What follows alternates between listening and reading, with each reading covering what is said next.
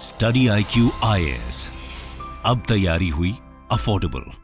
नमस्कार दोस्तों रेमिटेंसेस का मतलब होता है कि भारत का मान लीजिए कोई व्यक्ति है, कोई वर्कर है, वो विदेश जा रहा है। मिडिल ईस्ट में आपको पता होगा कई सारे भारतीय काम करने के लिए जाते हैं, यूएस जाते हैं, यूरोप जाते हैं। तो जब वो विदेश जाते हैं, वहां पर जब काम करते हैं तो उनको पास बहुत सारा पैसा आता है, डॉलर आता है, जो वो भारत वापस भेजते हैं। तो भारत के अंदर इस तरह से जितना भी पैसा आता है ना, उसको हम कहते हैं रेमिटेंसेस। तो क्या हुआ था कि 2022 में अगर आप देखेंगे तो लगभग 24% की ग्रोथ हुई थी और रिकॉर्ड $100 बिलियन से ज्यादा का जो पैसा है, जो रेमिटेंसेस है, वो भारत के अंदर आया था। लेकिन वर्ल्ड बैंक की अब रिपोर्ट आई है जिसके अंदर बताया जा रहा है कि 2023 में ये जो चल रहा है, यहां पर रेमिटेंस जो है उसके अंदर ग्रोथ सिर्फ 0.2% रहने वाली है। तो इस वीडियो के अंदर मैं आपको इसी के बारे में डिटेल से जानकारी दूंगा, सब कुछ आपको समझ में आ जाएगा, सारे डेटा आपको बताऊंगा। चलिए आगे बढ़ते हैं, लेकिन उससे पहले ध्यान रखिएगा, आप में से जितने भी लोग यूपीएससी 2024 की प्रिपरेशन कर रहे हैं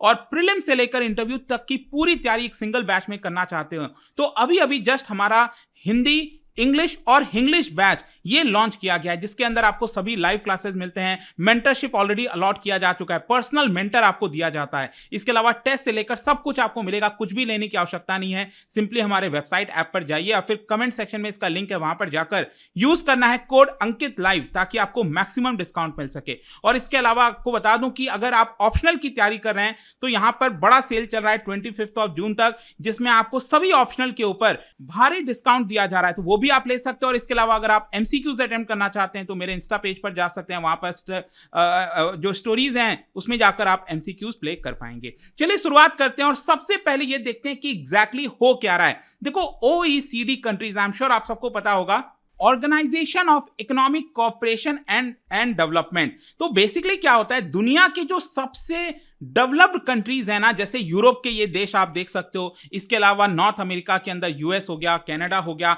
इसमें बहुत से ऐसे देश हैं जो कि ओईसीडी के अंदर आते हैं, इन इकोनॉमीज में आते हैं। तो क्या होता है कि जब भी इन डेवलप्ड कंट्रीज में काफी सारा डिमांड बढ़ता है, ग्रोथ होती है, तो कई भारतीय जो वर्कर्स हैं, स्किल्ड वर्कर्स हैं, वो इन देशों में जाते हैं, वहां पर काम करते हैं और वो जो डॉलर कमाते हैं उसको भारत भेजते हैं। लेकिन अब बताया जा रहा है वर्ल्ड बैंक के रिपोर्ट के अंदर कि ओईसीडी इकोनॉमीज में स्लो ग्रोथ होने की वजह से, स्पेशली यूनाइटेड स्टेट्स के अंदर जो हाई टेक सेक्टर है, इंफॉर्मेशन टेक्नोलॉजी सेक्टर है, उसमें ग्रोथ को बड़ा झटका लगा है, जिसकी वजह से जो डिमांड है वर्कर्स की, क्योंकि अगर यहां पर ग्रोथ स्लो होगा अमेरिका में मान लो, तो वहां पर वर्कर्स की डिमांड कम होगी, मतलब भारतीय वर्कर्स जो वहां पर जाकर काम करते हैं उनकी डिमांड कम होगी, और डिमांड कम होने की वजह से कम वर्कर जाएंगे, कम पैसा भारत के अंदर आएगा। तो यही बताया जा रहा है कि ये जो रेमिटेंस होता है जो भारत के अंदर आता है, 2022 में आप देख सकते हो लगभग $111 बिलियन भारत में आया था, लगभग 24% की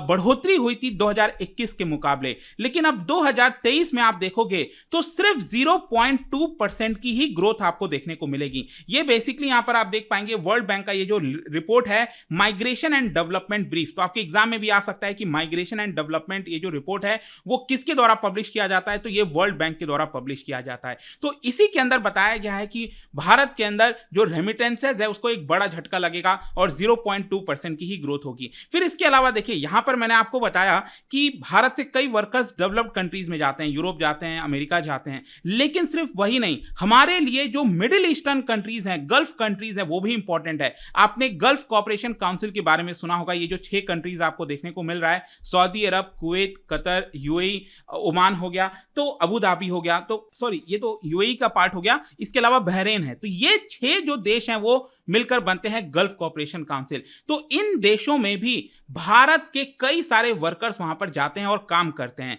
तो क्या हुआ है कि यहां पर आपने देखा होगा कि ऑयल प्राइसेस में गिरावट आई है रिसेंटली। अगर आप देखोगे पिछले साल जो रशिया यूक्रेन का वॉर हुआ था तो ऑयल प्राइसेस काफी ज्यादा बढ़ गया था, $140 पर बैरल तक चला गया था। तो ऑब्वियस सी बात है ये देश को फायदा होगा ना, ये जो देश ऑयल प्रोड्यूस करते हैं ये सारे देश, तो जब भी ऑयल के दाम बढ़ते हैं तो इनको बेनिफिट होता है, इनकी इकोनॉमी ग्रो करती है, डिमांड बढ़ती है। तो जब ये ऑयल का प्राइस ऊपर होता है तो भारत के वर्कर्स की डिमांड बढ़ जाती है इन देशों के अंदर, जिसकी वजह से वर्कर्स वहां पर जाते हैं, कमाते हैं और पैसा भारत भेजते हैं। लेकिन अब ऑयल का डिमांड, ऑयल का जो प्राइस है उसमें गिरावट हुआ है। ऑयल के प्राइस में गिरावट होने की वजह से ये जो गल्फ कॉर्पोरेशन काउंसिल के कंट्रीज आप देख रहे हो, यहां पर आपको स्लो ग्रोथ देखने को मिलेगी और जो डिमांड है वर्कर्स की वो कम देखने को मिलेगी। तो इसकी वजह से भारत से कम वर्कर्स यहां पर जाएंगे और कम पैसा भारत के अंदर आएगा। तो ये भी एक कारण है जिसकी वजह से बताया जा रहा है कि रेमिटेंसेस कम होने वाले हैं। अब क्वेश्चन ये है कि रेमिटेंसेस 2022 में कैसा रहा था। देखो पिछली बार क्या हुआ था कि वर्ल्ड बैंक का 2022 में एक रिपोर्ट आया था जिसमें उन्होंने एक्सपेक्ट किया था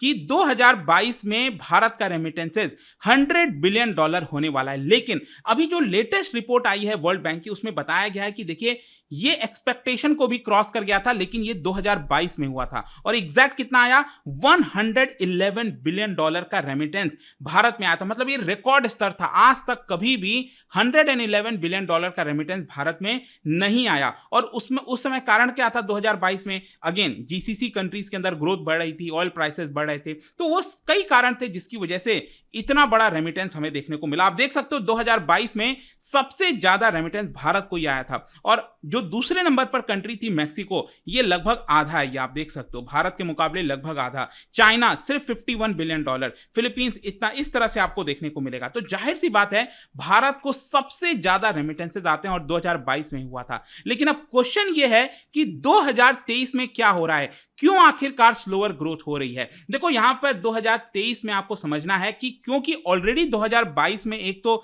इतना ज्यादा रिकॉर्ड रेमिटेंस देखने को मिला था, तो क्या होता है कि बेस अपने आप में इतना बढ़ जाता है। बेस इतना बढ़ने की वजह से 2023 में आपको सिर्फ 0.2% की ही ग्रोथ देखने को मिल रही है। मतलब लगभग आप कह सकते हैं 2022 में जो आपका रेमिटेंस भारत में आया था $111 बिलियन, लगभग उतना ही 2023 में भी रेमिटेंस आने वाला है। वैसे अगर मैं आपको बताऊं तो सबसे ज्यादा ग्रोथ जो है पूरे दुनिया के अंदर रेमिटेंसेस के मामले में ये साउथ अमेरिकन जो कंट्रीज है ना, लैटिन अमेरिकन कंट्रीज और जो कैरेबियन जो आइलैंड्स हैं, कई आपने सुने होंगे छोटे छोटे जो आइलैंड्स हैं, वहां पर सबसे ज्यादा होगा। लगभग 3.3% का ग्रोथ ये होने वाला है, क्योंकि जो साउथ अमेरिका से बहुत सारे लोग नॉर्थ अमेरिका में काम करने जाते हैं और नॉर्थ अमेरिका में अभी भी ठीक ठाक ग्रोथ आपको देखने को मिलेगी। देखो जो रेमिटेंसेस ग्रोथ है साउथ एशिया के अंदर, साउथ एशिया जब मैं कहता हूं तो भारत सबसे बड़ा देश है साउथ एशिया में, फिर बांग्लादेश, पाकिस्तान, नेपाल, भूटान, ये सारे देश साउथ एशिया के अंदर आ जाते हैं। तो साउथ एशिया में एक्चुअली क्या है कि रेमिटेंसेस सबसे ज्यादा कम होने वाली है। कितनी? सिर्फ 0.3% की ही ग्रोथ होने वाली है।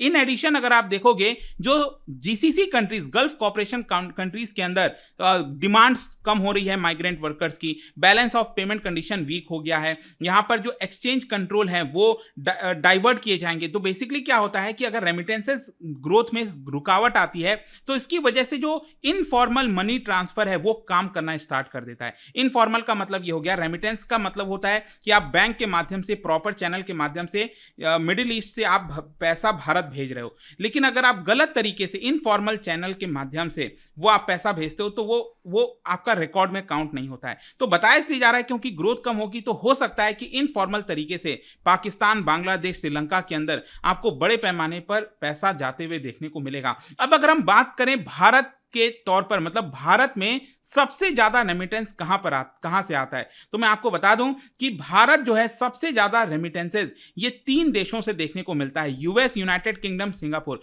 क्योंकि भारत इन देशों में क्या करता है कि अपने हाई स्किल्ड जो वर्कर्स हैं, जैसे आईटी सेक्टर के वर्कर्स, कई लोग आपने देखा होगा इन्फोसिस के हो गए, टीसीएस के हो गए, जो लोग आईआईटी किए हुए होते हैं भारत में, तो उन लोगों को बहुत अच्छी अपॉर्चुनिटी मिलती है इन डेवलप्ड कंट्रीज में जाने की और वहां पर वो बड़ा पैसा कमाते हैं, राइट, डॉलर्स में कमाते हैं, हजारों डॉलर्स में वो लोग पैसा कमाते हैं। तो उसकी वजह से वो जो पैसा है वो भारत के अंदर आता है। तो ये टॉप देश हैं जहां से हमें पैसा देखने को मिलता है। फिर इसके अलावा अब दूसरा जो रीजन है वहां से पैसा आता है वो आपका जीसीसी कंट्रीज। वहां पर अगेन, वहां पर आप देखोगे तो देखो ये डेवलप्ड कंट्रीज में तो हाई स्किल्ड वर्कर्स जाते हैं, लेकिन ये जो मिडिल ईस्टर्न कंट्रीज है वहां पर हमारे जो लेस स्किल्ड वर्कर्स हैं वो जाते हैं वहां पर, क्योंकि जैसे ऑयल वाला पूरा पार्ट हो गया, इंडस्ट्री हो गया, कई जगह ये लोग काम करते हैं, तो वहां से भी पैसा आता है। आप देखिए भारत के पास जितना भी रेमिटेंस आता है ना, 28% रेमिटेंस इन जीसीसी कंट्रीज के माध्यम से आता है। अब क्वेश्चन आपके मन में ये भी आना चाहिए कि रेमिटेंसेस इतना इंपॉर्टेंट क्यों है। देखो स्पेशली कोविड-19 पैंडेमिक के बाद बताया जाता है कि रेमिटेंसेस के ऊपर काफी फोकस होता है, क्योंकि इससे क्या है ना कि बहुत अच्छा खासा डॉलर का फ्लो फ्लो बना रहता है। जैसे भारत में आपने देखा होगा कि पिछले साल कितना ज्यादा रुपी डेप्रिशिएट हुआ था, आज 82 के पार है, $1 इक्वल्स टू। तो क्या होता है कि यहाँ पर अगर डॉलर की फ्लो बढ़िया रहे, बहुत सारा डॉलर भारत में आता रहेगा, तो इसकी वजह से हमारा जो करेंसी है वो बहुत वीक नहीं होता है, हमारे पास अच्छा खासा डॉलर का कलेक्शन होता रहता है। और आपने देखा ही है कि आरबीआई रिकॉर्ड स्तर पर बैठी है डॉलर के मामले में, जो फॉरेक्स रिजर्व हम कहते हैं ना। आप देखिए पाकिस्तान और बांग्लादेश हो गया, श्रीलंका हो गया, उनकी हालत क्या है, तो वहां पर थोड़ा कम रेमिटेंस आता है। रेमिटेंसेस अगर आप देखिए हमारे पास जितना भी एफडीआई का पैसा आता है ना 2022 के मुकाबले, उसका 326% एफडीआई का 326% रेमिटेंस के फॉर्म में आता है। फिर इसके अलावा यहां पर आप ये भी देख सकते हो कि साउथ एशिया के अंदर जो जीडीपी है उसमें भी गिरावट आने वाली है, जिसकी वजह से रेमिटेंसेस की संख्या भी कम होगी। और आप देख सकते हैं कि साउथ एशिया का जो जीडीपी है उसका 4% ही जो रेमिटेंस है वो आपको देखने को मिलेगा। लेकिन कुछ कुछ देशों के लिए साउथ एशिया के अंदर कुछ ऐसे देश हैं, जैसे नेपाल हो गया, नेपाल का पूरा जीडीपी अगर आप देखोगे ना 2022 का, उसका 23% अकेले रेमिटेंस से आता है। ये आप देख सकते हैं, ये आपका यहां पर देखने को मिलेगा नेपाल, मतलब कि जितना भी इकोनॉमी है नेपाल की, जीडीपी है, उसका 23% रेमिटेंस से पैसा आता है। फिर इसके अलावा पाकिस्तान की जो पूरी जीडीपी है उसका 7.9% रेमिटेंस से आता है, श्रीलंका का 5.1%, बांग्लादेश का 4.7%। मतलब ये देश रेमिटेंसेस के ऊपर काफी डिपेंडेंट है। देखो भारत में सबसे ज्यादा रेमिटेंस आता है, लेकिन उसके बावजूद भी हमारी जीडीपी काफी बड़ी है। इसी की वजह से हमारे जीडीपी का 3.3% ही रेमिटेंसेस के थ्रू आता है, ये आपको देखने को मिलेगा। तो ये पूरा वीडियो था, आई होप कि आपको समझ में आ गया होगा रेमिटेंसेस के बारे में एकदम डिटेल स्टडी। और जाने से पहले एक इंटरेस्टिंग क्वेश्चन, क्या बता सकते हो कि कौन से साल में गवर्नमेंट ऑफ इंडिया ने इंट्रोड्यूस किया था भारत के अंदर पार्शियल कन्वर्टिबिलिटी ऑफ रूपी? ये आपको बताना है। इसका राइट आंसर आप सबको पता है, मेरे इंस्टाग्राम पर तो मिलेगा ही, वहां पर अगर आप नहीं हो कोई बात नहीं, टेलीग्राम से ले सकते हैं इसका सही उत्तर। मैं कई सारे जो एमसीक्यूज हैं वो यहाँ पर स्टोरीज में डालता रहता हूं। बाकी अगर आपको पीडीएफ चाहिए तो टेलीग्राम पर आइए, अलग अलग सोशल मीडिया पर आप जुड़ पाओगे। और जैसा मैंने बताया था, यूपीएससी की अगर आप तैयारी कर रहे हो, कोई भी बैच लेना हो, just use the code Ankit live. And I hope की वीडियो आपको पसंद आया होगा। मिलता हूं आपसे next time, till then thank you very much, see you soon. Study IQ IAS, अब तैयारी हुई अफोर्डेबल।